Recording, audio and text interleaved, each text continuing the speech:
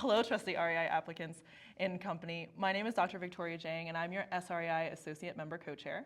And I'm Dr. Zach Walker. I'm a member of the ASRM Education Committee, and today we're going to give you another #Med Talk about matching into fellowship. Today's focus is about geography and how that curtails into future career and ranking. Some of y'all on the long haul of medical training. I remember thinking 4 years of college, 4 years of medical school, 4 years of residency, and then I signed up for 3 more years of fellowship match.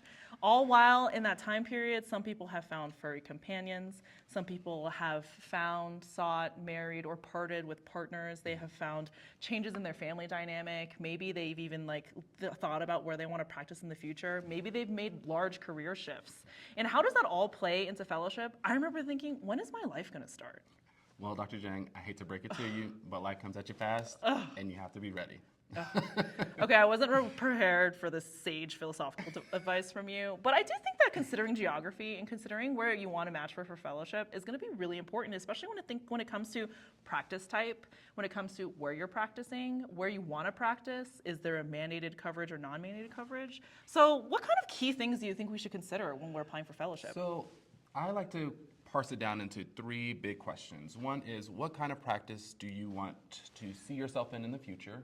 2, are you practicing in a mandated state versus a non-mandated state? And how does that curtail into your counseling style or where you see yourself? And then 3rd is, how big of a factor is surgery into my future career?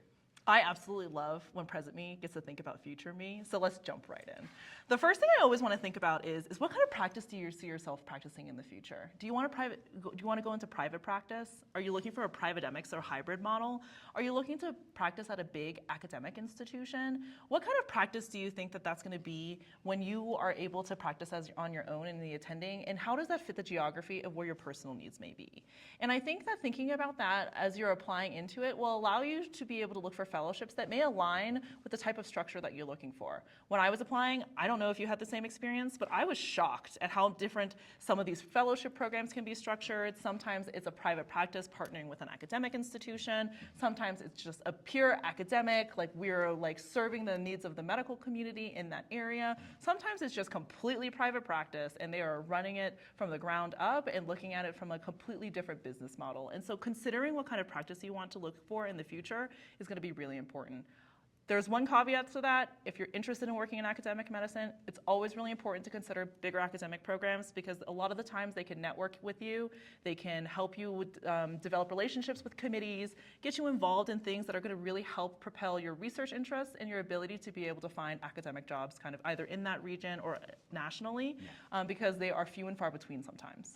Yeah, I totally agree. I think the type of job you see yourself in can definitely reflect your fellowship training or how you trained as an REI physician and what you are interested in or what you feel comfortable with doing even after graduating fellowship. Yeah. So that goes into our next thing about practicing in a mandated state versus a non-mandated state. So we both practice in a mandated state during fellowship, and we both have moved to non-mandated states. So it's very interesting seeing the contrast from how we were trained as far as protocols and mindset and counseling. But definitely there are benefits to both models of fellowships.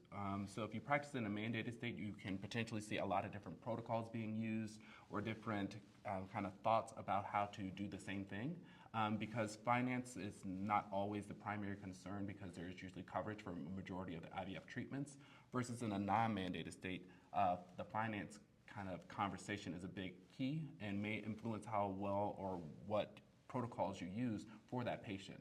So it has been very interesting practicing now in a non-mandated state and what I may not use as often or may do something differently now. Yeah, maybe we're gluttons for punishment for looking for different types of programs than what we necessarily were able to practice now. But I do think that having that financial burden lifted from our patients allows you to pursue that second or that third cycle that a lot of the times can't be accessible for a lot of the patients who are paying out of pocket in non-mandated states. And so you get to see the variation of protocols, how the patients react, counseling them on their second, third, or fourth cycle that maybe just the first or second didn't go as you expected. expected. Yeah. That being said, I always have a really hard time talking about finance with the patients, having a conversation about the costs of medication, the costs of the cycle, and just even access to care is a huge interest of ASRM, but is something that I think anybody as a resident or as a fellow should be interested in kind of pursuing, because starting those conversations early, being thoughtful about the cost of a cycle and what that may cost from a financial burden for the patient is only going to be more helpful for you as you move forward in your career.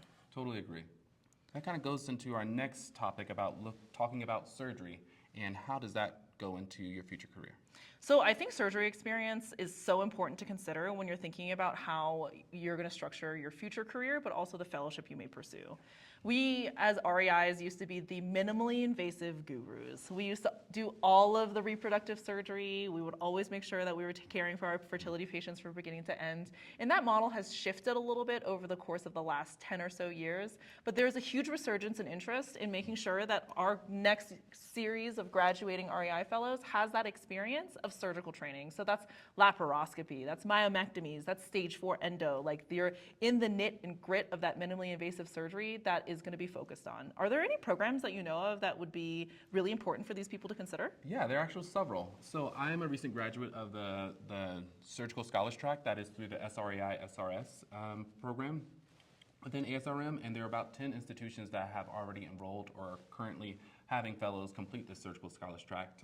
Brigham and Women's was one, Mass General Hospital was another one. So it definitely did help me understand a little bit more about how to integrate surgery into my future practice, and also how to negotiate or think about things from a surgical perspective for patients that I'm treating, and whether or not I would do surgery first or do IVF first, and then also counseling patients about the most up-to-date evidence about surgical treatment for infertility patients. So it can be very useful if you're thinking about doing surgery in your future career and having that as a part of your practice.